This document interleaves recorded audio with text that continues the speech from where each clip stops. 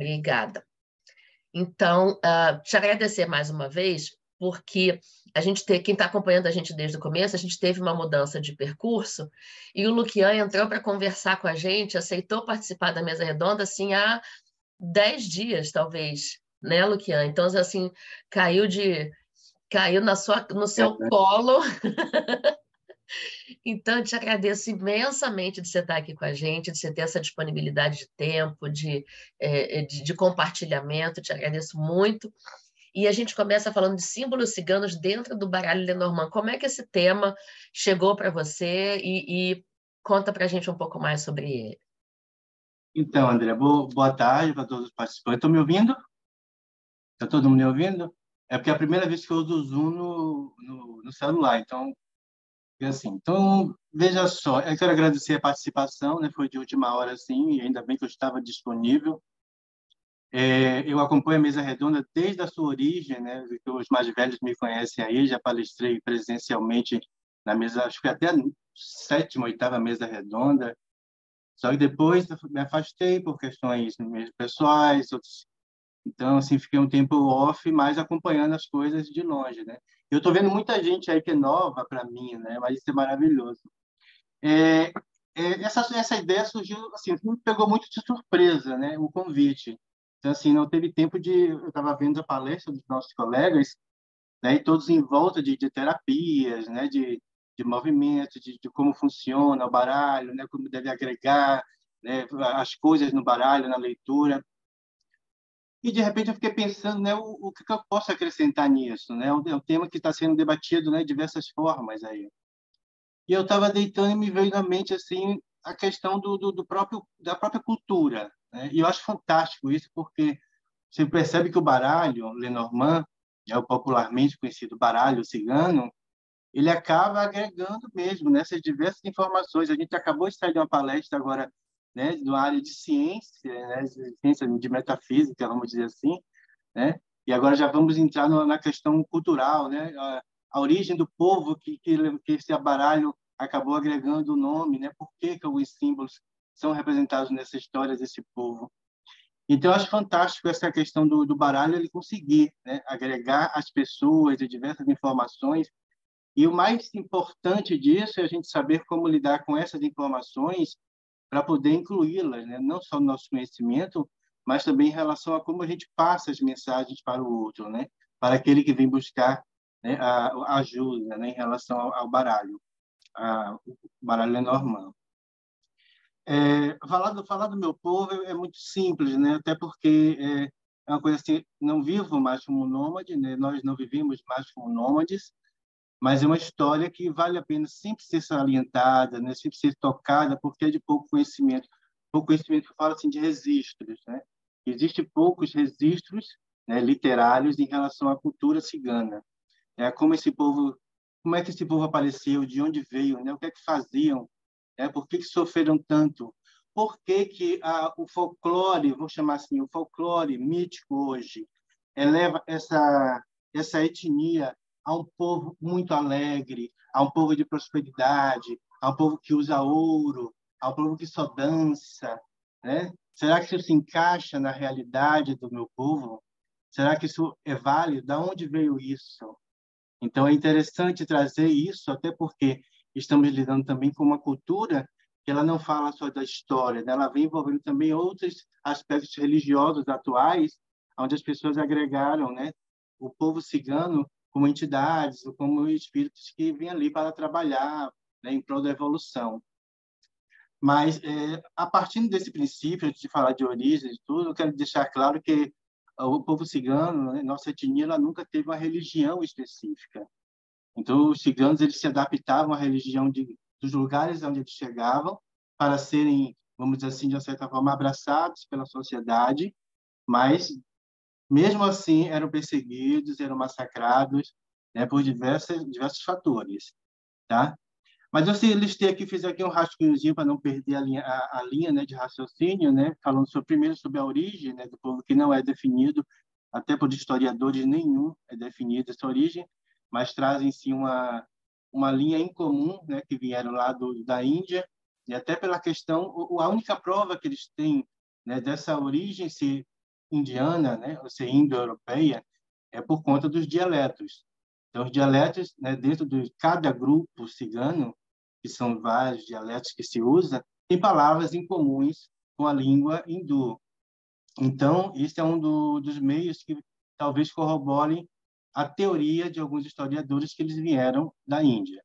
Mas da Índia até a Europa, onde se centralizou, né, onde se começou a ser conhecido esse povo de uma maneira muito intensa, eles caminharam por muitos lugares. E aí, a cada ponto que foram passando, foram agregando mais coisas à sua cultura. Nesta jornada também houve a dispersão, né? Grupos que iam para uns lugares, outros para outros, e assim foram se dividindo.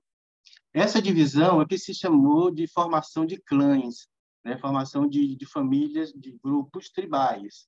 Esses grupos tribais, eles passaram ali entre os séculos 13 e 16, principalmente na Europa, como um povo mal visto, né? Um povo que chegava, não era um povo amaldiçoado, porque na imagem, né, vamos dizer assim, da Igreja Católica, né, na época ali na época do medieval ali, século XIV, século XV por ali, eles eram associados aos descendentes de Caim. Descendente de Caim pela questão do Caim ser amaldiçoado, né, pela Bíblia, e não ter registros bíblicos em relação aos descendentes. Então, de onde surgiu esse povo, sem nenhuma, né, sem nenhuma linhagem, sem nada? E por que os ciganos tinham uma ligação muito forte com o metal, né? Porque os descendentes de Caim foram associados ao quê? Aos metalúrgicos, né?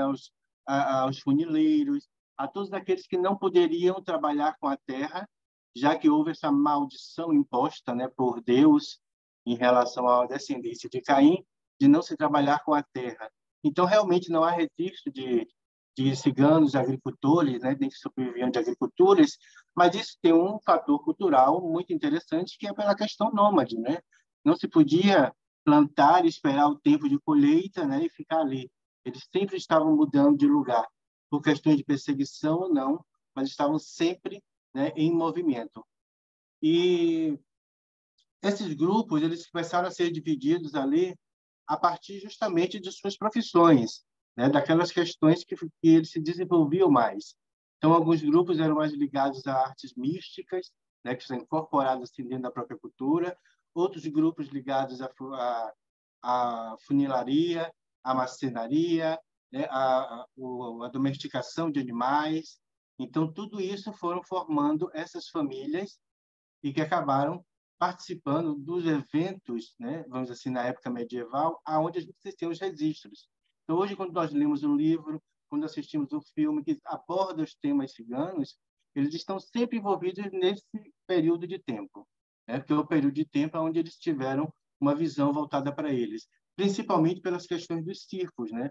As diversões para os povos, as diversões populares vieram com os circos, e os circos vieram justamente dos ciganos. Então, dentro dessa coletânea de diversões, né, além de trazer o aspecto, vamos dizer assim, de brincadeira, de trazer alegria, popularidade, né, veio também as questões místicas ali envolvidas.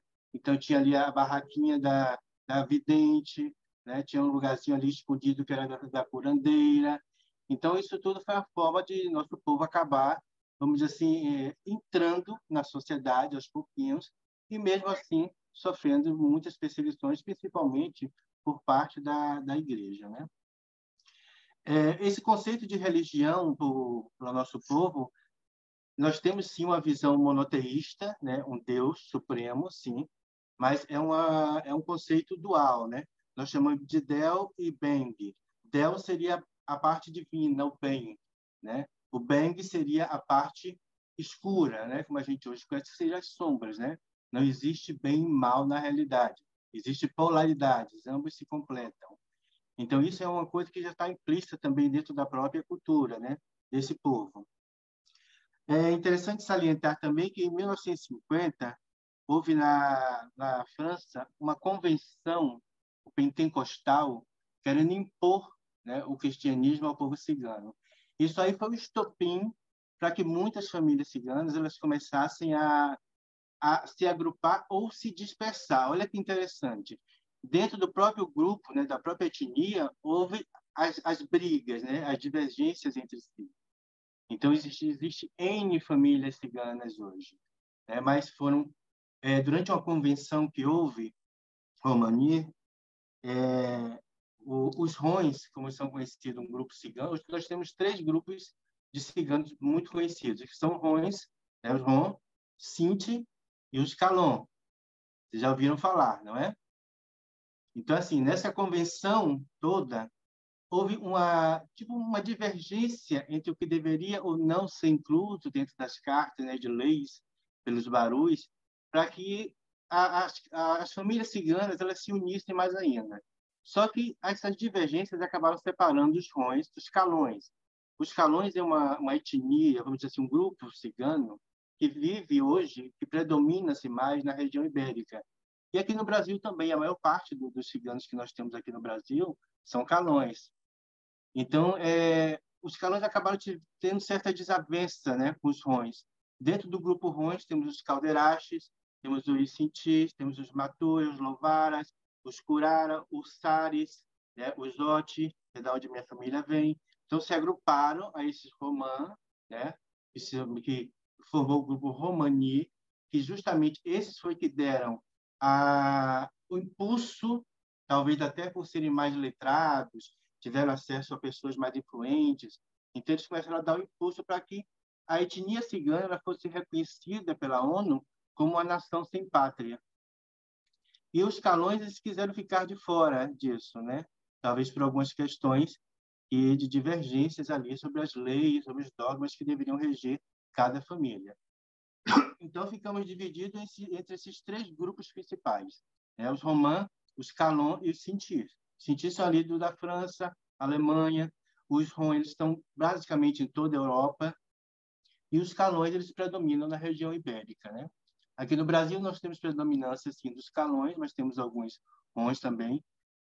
Não sei se vocês sabem, nós tivemos um presidente que era cigano. Sabiam disso? Sabiam que tivemos um presidente que era cigano? Juscelino Kubitschek. Juscelino Kubitschek era cigano.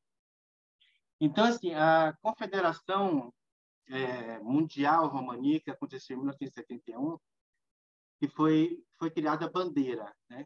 Foi montada a bandeira cigana, e depois dessa montagem da bandeira e das regras, né, que seguem a etnia, então ali foi levado como que fala? Essa resolução, né, para que a ONU analisasse tudo ali e visse, foi constatado realmente que era um povo, uma pátria sem nação, uma nação ali sem pátria, e que acabou sendo reconhecido assim, e tiveram a sua bandeira reconhecida.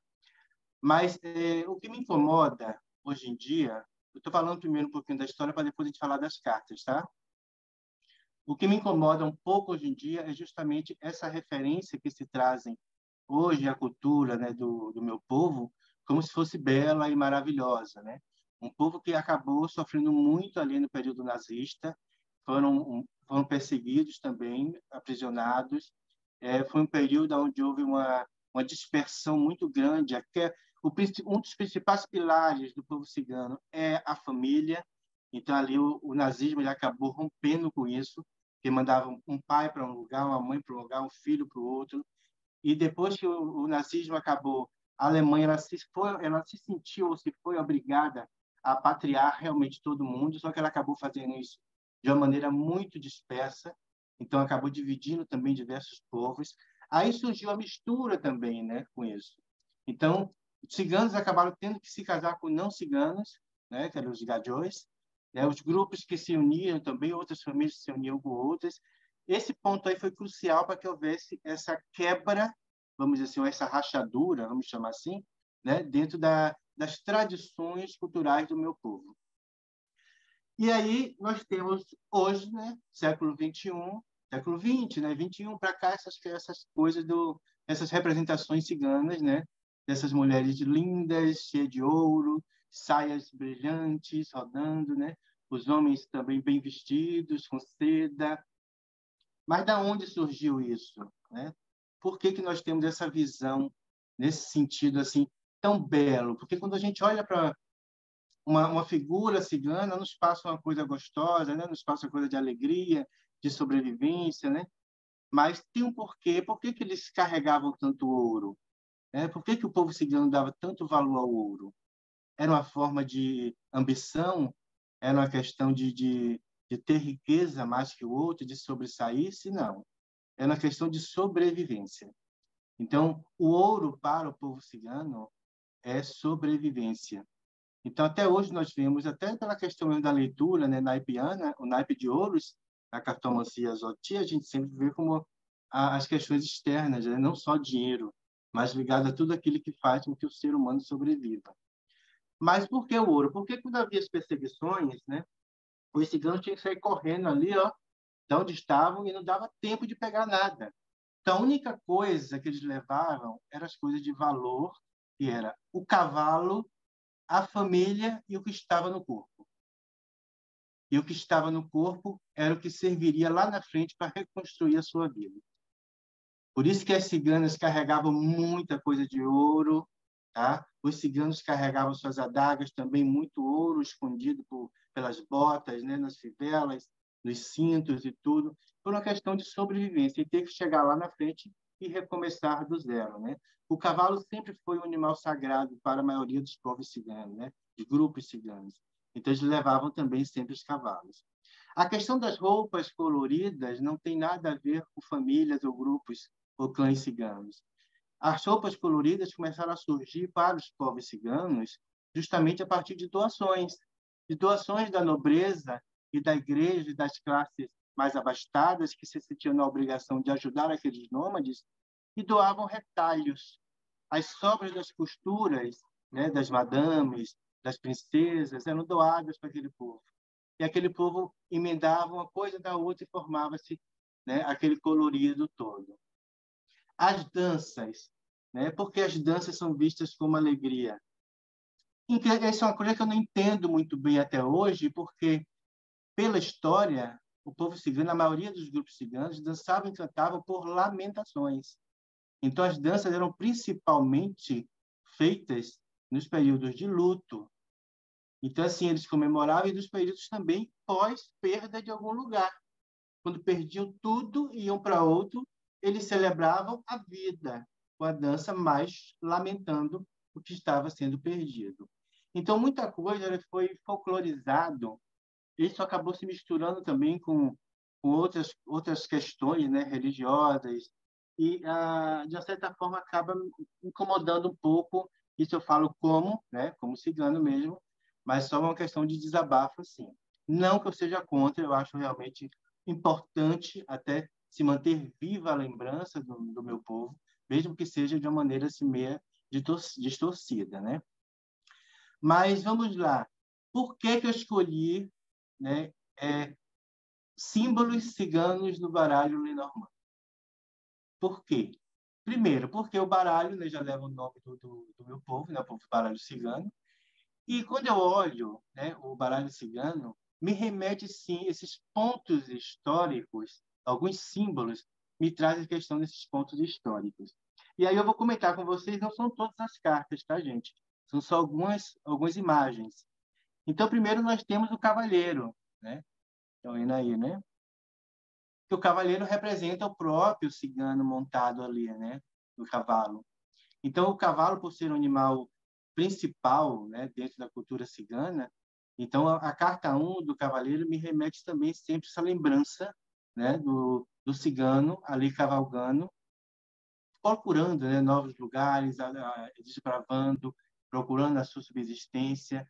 É interessante salientar que poucas vezes mulheres eram, vamos dizer assim, agraciadas de cavalgar, elas sempre andavam nas carroças, né? Quando os cavalos eles eram usados de tração apenas para levar as crianças e os mantimentos. Então, o cavalo ele tinha uma certa, como se fala assim, regalia, né? Dentro do clã, dentro dos grupos, né? Outra carta que me remete a alguns pontos históricos do povo cigano no baralho é a carta 2, a carta do trevo, né? A família Romenkau é um grupo cigano do norte que hoje estão estabelecidos no norte da Bretanha. Então, depois da Alemanha nazista, esse grupo ele precisava se locomover, né, depois de ser patriado, não precisavam fugir para os seus lugares de origem. E a Carta do Trevo me remete à imagem, né, ou à história, vamos dizer assim, do povo que foi guiado pelos trevos até chegar ao seu local. Talvez vocês não saibam, mas o musgo, aquele musgo, né, só nasce virado para o norte. Vocês sabem o que é musgo, né? Aquele musgo da árvore, né? Então, o musgo de carvalho, que é um musgo muito conhecido, né, no norte, ele só nasce virado para o norte. E perto desses musgos era onde nasciam os trevos. Então, o trevo, ele foi um símbolo, vamos dizer assim, de guia e orientação para que esse grupo dessa família, né, Homencaus, eles chegassem ao seu lugar onde eles deveriam estar apatriados, né? E ali se formaram as famílias. Outra imagem do Lenormand que me remete a uma história também dos povos ciganos é essa aqui, ó. O navio. Por quê? Por causa de viagens? Por causa de movimentos? Não. Sabe quem eram os ciganos dos mares? Os piratas, exatamente. Então, assim, um grupo de ciganos, né, da região dos Balcãs, eles começaram a fugir, né? Inclusive, tinha alguns povos no meio desse povo aí, né, que começou a perseguição árabe, né, durante a guerra, e eles começaram a ser perseguidos, então eles se instalaram ali entre o Golfo, né, e o Mar Morto. E eles precisaram fugir, então começaram a fugir nesses navios. Era um povo muito agressivo, esse grupo, essa família era muito agressiva. Então eles começaram a dominar tudo aquilo ali e tomar posse desses navios. E aí surgiu algumas famílias, não eram todos os piratas, mas algumas famílias ciganas que começaram a viver dentro dos navios e a navegar. Era o único lugar que eles se sentiam seguros, né, no mar. Então eles começaram ali a usar o navio como meio de instrumentos, né, de locomoção. Mas dali eles não saíam e abordavam sim outras embarcações para saquear, para matar, estuprar. Não vou dizer que o povo cigano era um povo santo, que não foi. Muitas famílias tiveram sim essa maldade no sangue, né? Talvez pela época, talvez pela sua pela questão mesmo ali cultural deles, mas tinham sim os povos que faziam isso. Outro elemento do baralho que me chama a atenção e que remete também à cultura cigana é o caixão, né? Vocês sabem que os ritos funerais do povo cigano são ritos muito complexos, né? Se eu for me adentrar aqui em detalhes, a gente vai levar o final da tarde toda até a noite falando, mas a questão funerária é muito interessante e é importante salientar, até porque nós chamamos os que já se foram de mulos, né? Aqueles espíritos que já partiram. A questão do rito funeral e de deixar que tudo seja queimado, tudo seja levado, né? Que pertencia àquele cigano, àquela cigana, isso faz parte de desprender-se justamente desse outro plano, desse plano invisível. Cultuamos nossos ancestrais, mas não cultuamos como se fossem espíritos, tá? Então, assim, quando você até dá um adentro aqui, né? Porque nós vivemos hoje aqui numa cultura onde temos o culto a entidades ciganas, né? Então, você tem a pombagira cigana, tem a cigana do Oriente, tem a cigana esmeralda, né? Esses, quando ciganos, né? Já me perguntam muito isso. As pessoas conversam comigo e perguntam assim, mas essas entidades que se cultuam, que vêm se nomeando ciganos, são ciganos? Já que o povo cigano não lida com espíritos, é claro que foram ciganos. Mas como surgiram eles? Então, esses foram ciganos que, vou bem resumir aqui, dentro de cada grupo, de cada clã, de cada família, tinha suas regras que não poderiam ser quebradas de maneira nenhuma. Uma dessas regras, por exemplo, era o casamento fora das suas famílias. Quando a cigana fugia para casar com outro homem, um gadiô, essa cigana era expulsa de seu clã. Essa expulsão era irreversível. Quem adotava, quem abraçava essa cigana que estava largada lá nas ruas? Porque geralmente os homens só queriam se aproveitar delas. Se aproveitava e caía fora. Fazia 1000 promessas e se mandava. Então, quem acabava abraçando essas ciganas? Geralmente eram as mulheres de cabarés, as mulheres de rua, que tinham os seus prostíbulos, né? Alguns conventos também acabavam abraçando. E o que é que aconteceu? Depois que essas pessoas morreram, provavelmente elas voltaram em espírito para trabalhar, para evoluir de uma certa forma, mas trazendo exatamente a sua nomenclatura e a sua origem ancestral cigana. Então, assim, existe sim essas entidades que se nomeiam ciganos e que provavelmente, ou talvez com certeza mesmo, fossem ciganos no passado. Tá? Outro símbolo que me chama a atenção aqui é a vassoura, né? O chicote. O chicote é a vassoura, né? Nessa carta. Mas esse aqui do Jogo da Esperança, que é o baralho que eu estou aqui usando, é o baralho do Jogo da Esperança. Né? Ele só vem com a vassoura, né? Então, a vassoura também foi um elemento muito importante dentro da cultura cigana, principalmente no âmbito místico, tá?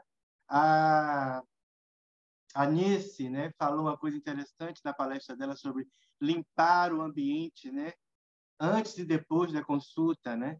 Ela falou sim numa visão quântica, mas numa visão mais telúrica, o povo cigano também já fazia isso, né? Através dessas vassouras que eram feitas com ervas, que limpavam, e quando as consulentes, as madames saíam também pelas costas delas já se passava a vassoura. Então existia todos em diversas épocas, né? Em diversas partes dessa história da cultura cigana houve sim toda essa liturgia, né? Toda essa questão mística envolvendo todo o grupo, todo o clã. Cada um tinha o seu específico, não eram todos. Então, a vassoura me remete exatamente a isso. Né? A próxima carta é interessante até pelo próprio significado que ela traz hoje em dia para a leitura, né, nossa, que é a carta dos pássaros. A carta dos pássaros não é a carta da comunicação, não é a carta da liberdade, não é assim que nós vemos? Uma carta de comunicação, de liberdade, né, de entrosamento.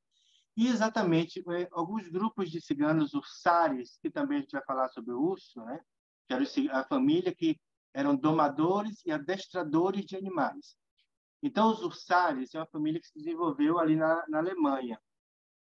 Eles tinham o dom de se comunicar, além do dialeto ron que eles criaram, através também de canto dos pássaros. Então, quando tinham os códigos secretos deles, eles subilavam, né, como se fossem pássaros diferentes. Isso é uma forma de comunicação oculta, é uma comunicação que só eles entendiam. Então, os pássaros também me remetem a essa família em si, né, e do que eles cuidavam, né, do que eles tratavam. Eles estão também falando sobre o urso, né? E, se eu não me engano, eu fiz até um rascunho aqui é, desculpa, foi em 92, é. Isso já é recente. Em 92, os ursares, como eu lhe falei, era a família domadores de ursos, né? Eles usavam tanto ursos quanto macacos para se apresentar nas ruas. Então, se apresentavam, os ursos fazendo malabarismo, né? Brincando de equilíbrio, com bolas, com aqueles pinos, né? Que é semelhante àquele de... Como é que é o nome? Boliche, sim. Então, assim, são culturas do próprio circo, né, circenses, que os ursos eles eram ensinados a fazerem isso. Então, essa família chamada de ursares, justamente por ter o domínio, né, sobre os ursos, elas utilizavam durante muito tempo dessa exploração animal para sobreviver. Eu falo exploração porque era uma exploração, sim. Só que em 92 houve todo um consenso do governo lá e acabaram proibindo, né? Tirar os ursos, levar os ursos para seus habitats naturais para poder, né, serem cuidados e tudo. Mas é uma carta que me remete a esse período também da história dessa família que tinha os ursos como elementos dentro de suas sobrevivências, né, de suas tradições. A outra carta que eu escolhi, estou usando a carta da sequência, tá, gente? É a carta da estrela. Essa aqui fala diretamente com o meu povo, né? Da minha linhagem, da minha descendência e descendência egípcia. Então, assim, os povos do deserto, eles sempre foram guiados pelas estrelas. Então, a estrela tem uma carta, um simbolismo, uma carta que me traz um simbolismo muito significante, porque até hoje, às vezes, eu me pego andando pela rua Não que eu tenha vivido naquela época, tá? Que eu sou novinho. Eu tenho 52 anos. Mas eu me pego olhando as estrelas. Eu sempre vejo a estrela como uma carta guia, né? Aquela carta que nos orienta, aquela carta que é a luz no fim do túnel, aquela carta que nunca deixou os navegantes se perderem. Então, a estrela acabou sempre sendo a orientadora de diversas culturas, né? Não falo só do povo romano, mas diversas culturas sempre foram guiadas pela estrela. Então, a carta que tem uma importância, um significado muito grande dentro da cultura cigana para que eles não se perdessem diante das suas andanças, né? Diante das suas viagens. A carta 22, que não podia ficar de fora, né? Os caminhos. Então, os caminhos aqui vai representar exatamente a diversidade, né? Por onde esse povo andou. E se vocês forem observar, a carta 22, ela não tem só uma estrada, né? Ela tem também as encruzilhadas. É uma carta também que me traz me remota a condição também de escolhas, né? Eu vou pela esquerda, pela direita, eu vou pela frente. Então, é a carta que também nos coloca diante de decisões a serem tomadas, né? Por qual caminho eu devo seguir. Mas é a carta da encruzilhada, então fala dessa dispersão desses povos em diversas, né, partes do mundo. A carta da aliança, ela tem duas lembranças para mim dentro dessa nossa conversa, né, que fala dos casamentos, né, especificamente, ou seja, de manter-se as tradições dentro da cultura cigana, que era importantíssima para eles. Então, se casavam, né, foi uma família com outra, mas tinha que ter o sangue cigano. E também pela questão do objeto, né, a joia, pelo aquilo que já foi comentado, né, da sobrevivência, e também uma família específica que vocês conhecem, nós temos aqui, tivemos, né, infelizmente faleceu a nossa querida Calderache, que vivia aqui, e os Calderachos é uma família que são de família de funileiros, né, de joalheiros, então eles fabricavam joias e sobreviviam exatamente disso. E aqui nós tínhamos a nossa querida. Ai, gente, deu um branco o nome dela. Ela tinha uma loja ali no Saara, mas era uma caldeiraça, acho que vocês esqueceram. É aqui fez com que a Gruta de Santa Sara, ali em Ipanema, ela fosse oficializada e tombada pela prefeitura. A Miriam, Então, a Miriam Stanesco. Miriam Stanesco. Sabia que a Miriam Stanesco é cigana e era de uma família, né? Ela era porque ela se foi. Mas a Stanesco é Calderache. E os Calderaches são justamente de uma família de funileiros, de joalheiros. A outra carta não poderia deixar de citar que era a Lua, né? A Lua. A Lua tem importância, mas principalmente para os calões, né? O povo dos ibéricos, pelas questões do lamento, das composições, das músicas, né? Tudo era feito diante da Lua. Né? A Lua, ela tem um significado também nos ritos fúnebres e nas celebrações também de casamento para o povo cigano. Né? Os calões veem a Lua como muito a depender das suas fases. Então, assim, por exemplo, enquanto o meu povo, os Otis, eles viam a Lua como sendo um elemento celeste importante, complementar do Sol, porque durante o dia éramos guiados, né, pela estrela maior, e durante a noite as estrelas e o posicionamento como a Lua se encontrava.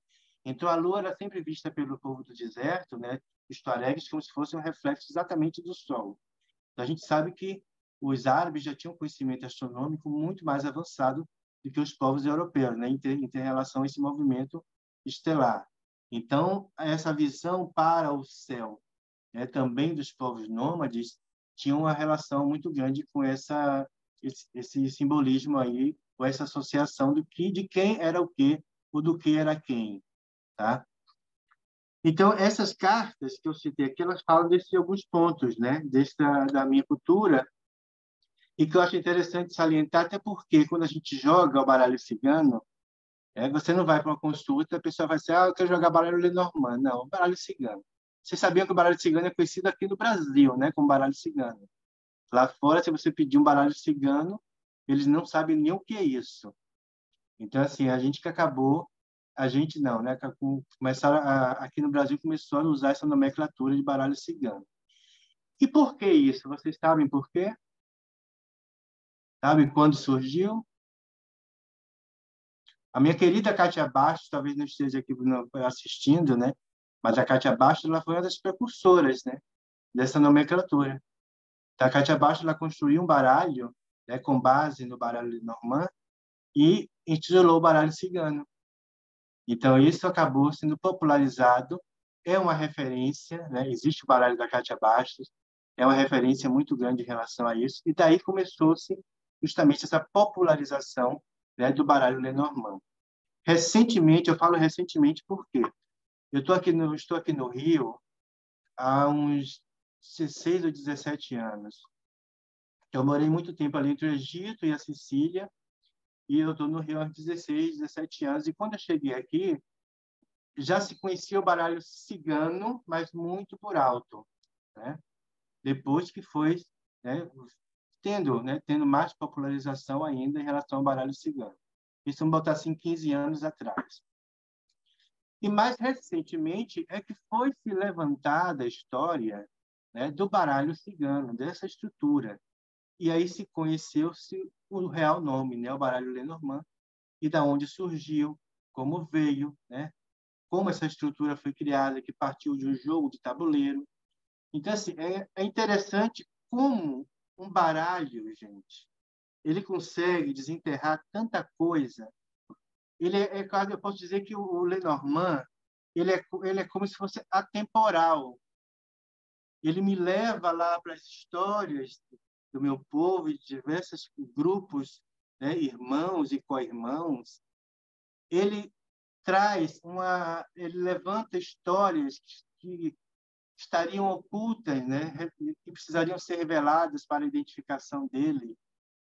Ele viaja à frente no tempo, como a Nice, né, falou em relação à questão da quântica, né, do negócio que não tem presente, passado, né, não tem futuro e passado, é o presente, só que esse presente ele acaba explodindo, trazendo revelações, né, trazendo memórias do passado, trazendo previsões para o futuro, porque nós não somos videntes, não existe essa coisa de você ler o futuro no baralho. Então, assim, as previsões, e essas previsões são várias possibilidades que se apresentam, mas são possibilidades daquilo que pode vir a acontecer. Então, isso que eu acho interessante, como esse baralho ele consegue mexer, né, com diversas áreas de atuação e acaba mexendo nisso tudo, envolvendo, né, e facilitando a interpretação, a leitura. E a gente sabe que é uma questão técnica mesmo, a princípio, né? Precisa se estudar o baralho, os elementos, os significados, né? Os símbolos. É importante o estudo. Não é aquela coisa de você pegou o baralho e já sai jogando, não. Mas esse conhecimento técnico ele tem que ser agregado com outras informações, outras energias que nos cercam, outras coisas que vão nos auxiliar a ver e interpretar de uma maneira diferente ou uma maneira inovada o baralho, né? É Ian, aquela coisa... Oi. desculpa te interromper, a gente tem mais 5 minutinhos, a gente já avançou um pouco no horário. Deixa eu ler para você alguns comentários. Tá. Deixa eu ver. Pá. A Cláudia pergunta se uma saia por cima de outra saia também era uma forma fácil de transportar roupa quando o povo era obrigado a sair correndo, a sair fugindo. Sim, sim. E daí que vem a questão das 7 saias, né, que hoje nós temos. Isso é uma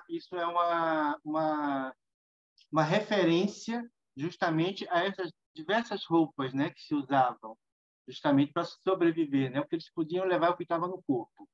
E tem mais um detalhe ainda. Por debaixo dessas saias, na perna esquerda da cigana, do lado interno, ainda tinha que se carregar uma adaga.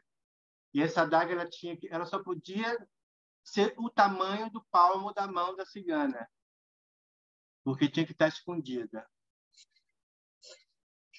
A Márcia diz que sempre teve ideia do sofrimento da vida errante cigana, sempre sendo perseguido. Pede para você indicar algum livro histórico. Eu vou pedir para você pensar nessa indicação com calma e quando eu Tá, passar o link para todo mundo poder assistir a palestra, esse link, essas indicações, elas entram no e-mail de envio, tá? certo. A Cláudia fala que viu um deck brasileiro falando sobre a cultura cigana e que a carta 18, a carta do cachorro, ela, na verdade, foi substituída pela carta do cavalo, como o cavalo sendo o melhor amigo do cigano. Sim. Só vou comentar Ah, uma coisa sobre isso. fala. A maioria dos grupos ciganos não tem o cachorro como um animal limpo. Era um animal impuro. Então, assim, os gatos eram bem vistos, viviam dentro de suas carruagens, de suas famílias ali com seus filhos, tudo, mas o cão nunca foi visto, né, por a maioria dos grupos ciganos como um animal doméstico. Era um animal impuro, então era um animal afora. Ele estava ali, às vezes, nos acampamentos, mas para guardar os cavalos e não para estar junto com o povo ali, né, na sociabilidade. Então, curioso. A Débora fala, alguns veem a presença cigana na combinação com a lua e outros com a chave. De acordo com a sua posição, seria em qual carta? Presença cigana. A presença, olha só, eu particularmente no meu jogo não misturo essas questões espirituais com a leitura, mas muita gente faz isso. E para quem faz, eu acho que seria muito mais relevante a nível simbólico ter a lua como representação, tá? Até porque a chave, apesar de ser uma carta que nos traz talvez uma referência, né, à construção, à elaboração do metal e tudo, não vejo como um objeto que seja de muita importância ou relevância dentro da cultura cigana do ponto de vista étnico, né, e cultural, tá? Até porque os povos ciganos não tinham fechaduras. O que guardava as carroças dele eram ferraduras. Eles acreditavam muito na segurança vinda dos seus ancestrais e dos seus amigos cavalos do que em fechaduras. Então, as ferraduras eram colocadas diante de duas braçadeiras por dentro para segurar as portas das carruagens. Menino, você está falando aqui, eu estou rindo, porque é assim que eu tranco a minha porta, gente, tem uma ferradura na minha porta, trancando, coisas que a gente É, faz sem saber de onde vem, né? O meu inconsciente já devia saber e o com meu certeza. consciente está sabendo agora. Seguindo, como se pronuncia a palavra, uma curiosidade, como se pronuncia a palavra chai, a referência do chá? Mas você bem pronuncia como? Não, Em não sei. romani, Curiosidade, como se pronuncia a palavra chai, o chá? o chá, É, chá que você fala de bebê, isso, chá de bebê. e aí no meu dialeto seria halicho. É É. um dialeto zoti que tem uma referência com a língua árabe, halish. Mas no um calon, eu não sei, o calon seria um chai, tem uma coisa em relação ao chai, sim, viu? Mas no meu dialeto seria halish, halish. Alice. O Alck pergunta como foi para você a questão do aprendizado do baralho, a questão da família. O lance de ao homem era permitido os dados e outros oráculos e as cartas serem na ordem das mulheres. E boa pergunta, Alck. Olha só, a cultura cigana só se permitia jogar as cartas e a quiromancia, a leitura da mão e a leitura das cartas eram destinadas às mulheres. Os homens não podiam tocar nesses oráculos. O oráculo dos homens era justamente o jogo de dados, né, que se chama cleromancia, e o jogo das moedas, que é o da Harim, na minha linhagem. Mas, com o passar do tempo, foi se permitido, sim, o uso da cartomancia naipiana para os homens. Então, assim, os ciganos da era medieval, eles usavam o tarô de Marseille, para jogar.